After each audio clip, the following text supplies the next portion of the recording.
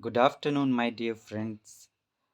आज के current affairs class में मैं आपका वेलकम करता हूं। आप जानते हैं कि हमने ये प्रोग्राम किया है कि अब करंट अफेयर्स पे बात करने की जो हमारी क्लास है उसके पैटर्न को हम चेंज कर रहे हैं।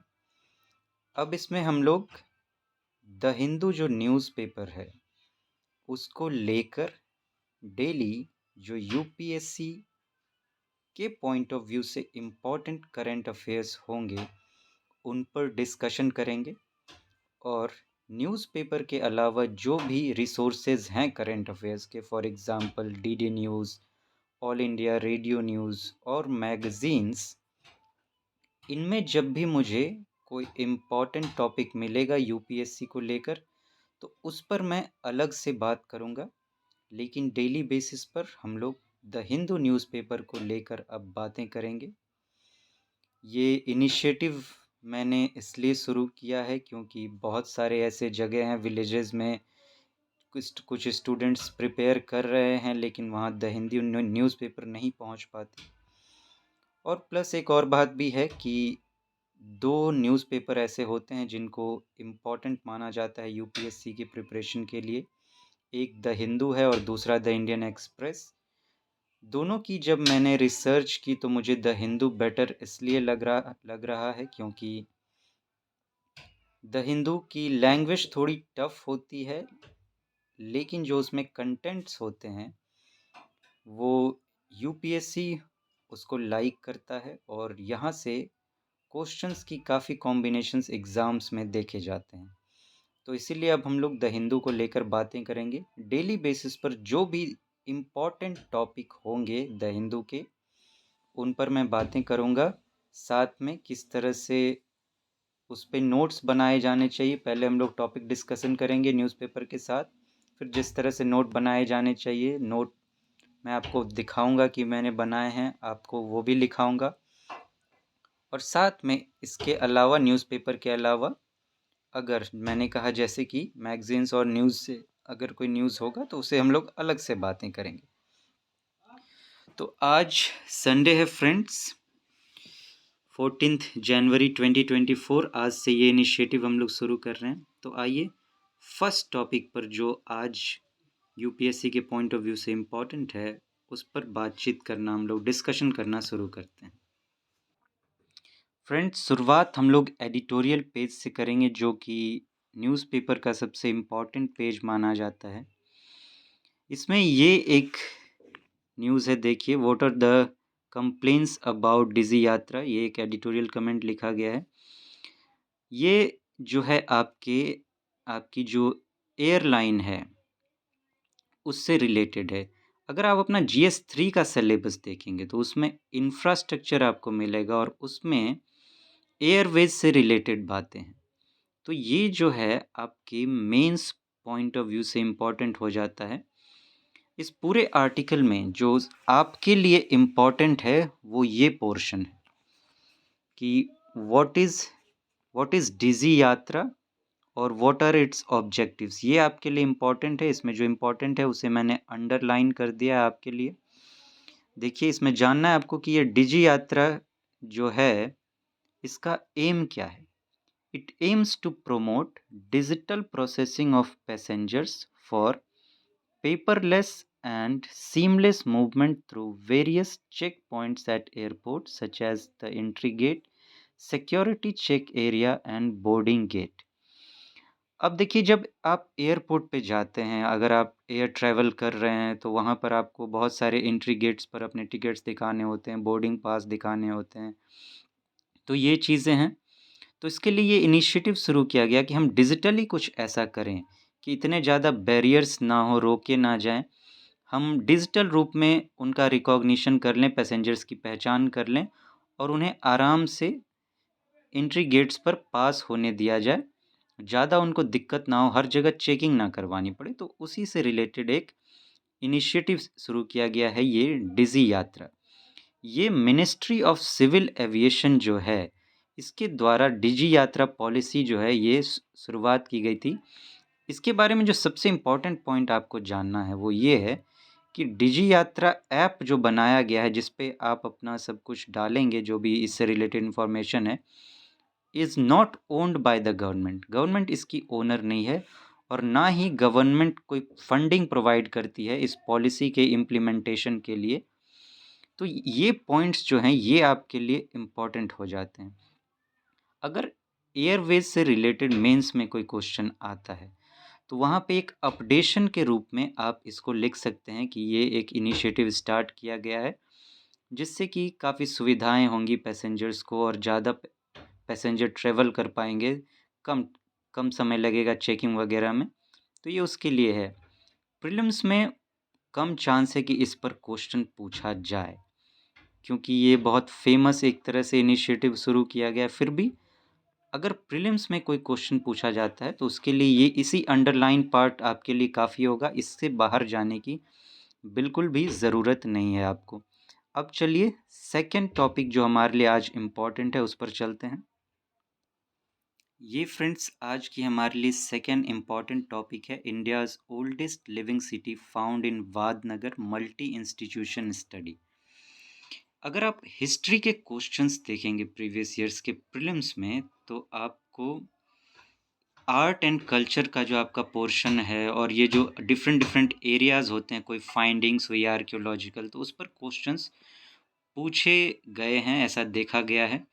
पहले मैं आपको पूरा ये जो है पोर्शन दिखा दूं। अब इस पूरे में जो आप चाहें तो इसे पूरा पढ़ सकते हैं और इस पूरे में जो आपके लिए इम्पोर्टेंट है एग्ज़ाम पॉइंट ऑफ व्यू से वो हम लोग बात करेंगे। एक डार्क एज की यहाँ पर बात की गई है। तो ये डार्क एज क्या है? The period between the collapse of the Indus valley civilisation and the emergence of the Iron Age and cities such as Gandhar, Kaushal and Avanti is often depicted as a dark age by archaeologists. अगर exam में ये name देके पूछा जाए कि dark age क्या है तो इंडस वैली सिविलाइजेशन का कोलैप्स, मतलब जब इंडस वैली सिविलाइजेशन खत्म हो गया वहाँ से लेकर and emergence of iron age, iron age मतलब वैदिक काल, जब आर्यंस लोग आए वो उनके बीच का जो काल है, वैदिक पीरियड और इंडस वैली सिविलाइजेशन के खत्म होने का पीरियड, इनके बीच के काल को आप डार्क एज कहेंगे। लेटर वैदिक एज के साथ ही सिटीज़, इमरजेंस ऑफ सिटीज़ जैसे ये गांधार, कौशल, ये अवंती जो है, जब आप हिस्ट्री में महाजनपदाज पढ़ेंगे तो 16 महाजनपदाज हैं, आप जानते हैं, उसी में इन तीनों का नाम आता है, गांधार, कौशल एंड अवंती। तो इसके बीच का जो पीरियड है इसी को डार्क एज कहा जाता है, ये आप ध्यान में रखेंगे। वादनगर के बारे में थोड़ा सा हम लोग जान लेते हैं कि ये जो वादनगर से रिलेटेड एक फाइंडिंग की गई है, आपने देखिए एक फाइंडिंग की गई है। तो वादनगर क्या है? The oldest living city with in a single fortification unearth so far in India. ये अनर्थ किया गया है, आप जानते हैं कि खुदाई की जाती है, ढूंढा जाता है नए नए जगह को हिस्टोरिकल एविडेंस के रूप में। तो वादनगर को oldest living city with in a single fortification, with in a single fortification कहने का मतलब कि अब मान लीजिए उस समय के जो शहर होते थे या बिल्डिंग्स होती उनको घेर के रखा जाता था ताकि कोई सिक्योरिटी प्रॉब्लम ना हो। तो अब एक जगह को घेरा गया, उसमें बहुत सारे सिटीज़ पाए जाते थे, लेकिन वादनगर एक ऐसा सिटी पाया गया है कि एक फोर्टिफिकेशन है, उसके अंदर सिर्फ वादनगर है, उसके अलावा और कोई सिटी नहीं पाई गई। तो ऐसा ये सिंगल फोर्टिफिकेशन ये सिंगल पाया गया है कि ये एक ही ऐसा सिटी रहा है, ओल्डेस्ट लिविंग सिटी है, जो कि एक ही फोर्टिफिकेशन के अंदर एक ही पाया गया है। ये वादनगर किस पीरियड से बिलोंग करता है? ये जो है आपका जो लेटर वैदिक काल रहा है, लेटर वैदिक काल और प्री बुद्धिस्ट महाजनपदा, मतलब महाजनपदा के शुरू के काल को लेटर वैदिक से आप जोड़कर देख सकते हैं, क्योंकि वैदिक काल जैसे ही खत्म हुआ महाजनपदा शुरू हो गए थे। तो इससे जुड़ा हुआ है, इसका समकालीन है, इसी के रिलेटेड पीरियड को आप वादनगर की शुरुआत की बात कर सकते हैं। अब चलिए फ्रेंड्स, इसमें ये आपके लिए इम्पोर्टेंट था। अब हम लोग नेक्स्ट टॉपिक पर चलते हैं। नेक्स्ट टॉपिक मुझे ये इम्पोर्टेंट लग रहा है आपके लिए, ये साइंस से रिलेटेड टॉपिक है। ये मैं पहले आपको पूरा दिखा दूं।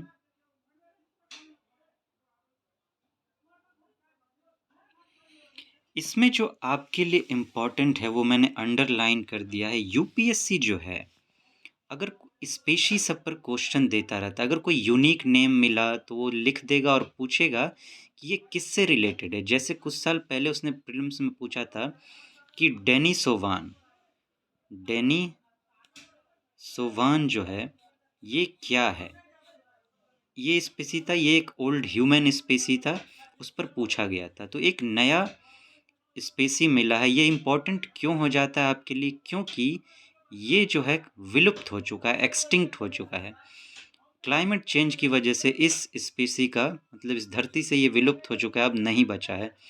तो इस वजह से ये इम्पोर्टेंट आपके लिए हो जाता है। इसके नाम पर गौर करेंगे, जाइगेंटोपिथेकस ब्लैकी। तो ये टर्म दे के यूपीएससी पूछ सकता है कि ये किस टाइप का स्पेसी है। यही पूछने का यूपीएससी का तरीका है ऐसे पे। तो it is a species of great ape found in India. Ape मतलब बंदर की प्रजाति। Thought to be the largest primate to ever exist on earth. धरती पर जितने भी बंदर से रिलेटेड चिंपैंजी ये सब जो होते हैं एक जैसे, इसे लार्जेस्ट माना गया है। उस प्रजाति में, बंदर की प्रजाति में आप इसे लार्जेस्ट कह सकते हैं। ये जो है उसी टाइप का स्पेसी है। इसी का शॉर्ट फॉर्म है जी ब्लैकी। तो या तो ये नाम दे देगा यूपीएससी, या ये नाम दे देगा और पूछेगा कि ये कि किस स्पेसी से रिलेटेड या किससे रिलेटेड है। वहाँ पे हो सकता है वो डायनासोर लिख दे, एप लिख दे, फिर ह्यूमन स्पेसी लिख दे, और भी कुछ दे दे, 3-4 ऑप्शन आपको और पूछ। तो ये आपके लिए इम्पोर्टेंट हो जाता है। आज के लिए यही 3 टॉपिक मुझे इम्पोर्टेंट लगा द हिंदू में, और टॉपिक्स मुझे यूपीएससी के पॉइंट ऑफ व्यू से आज इम्पोर्टेंट नहीं लग रहे हैं।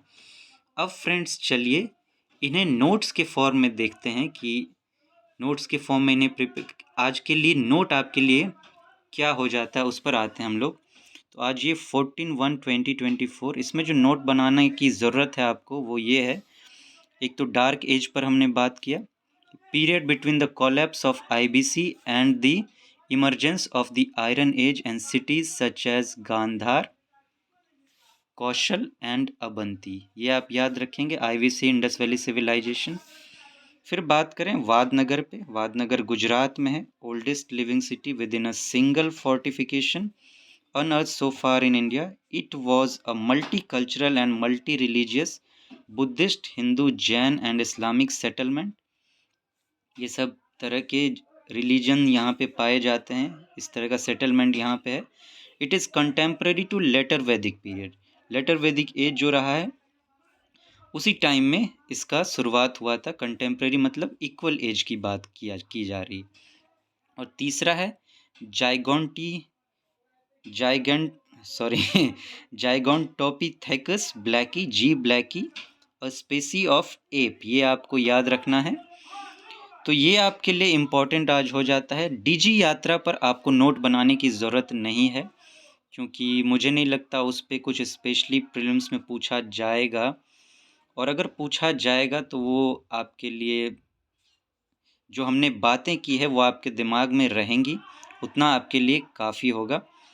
और नहीं तो चाहें तो आप उसे मेंस के एक फैक्ट के रूप में, जहाँ पे हमने बातें की है वहाँ से लिख सकते हैं, एक अपडेशन के रूप में। तो फ्रेंड्स ये आज हमारे लिए इम्पोर्टेंट था। फिर हम लोग नेक्स्ट क्लास में मिलेंगे करंट अफेयर्स को लेकर। Thank you friends.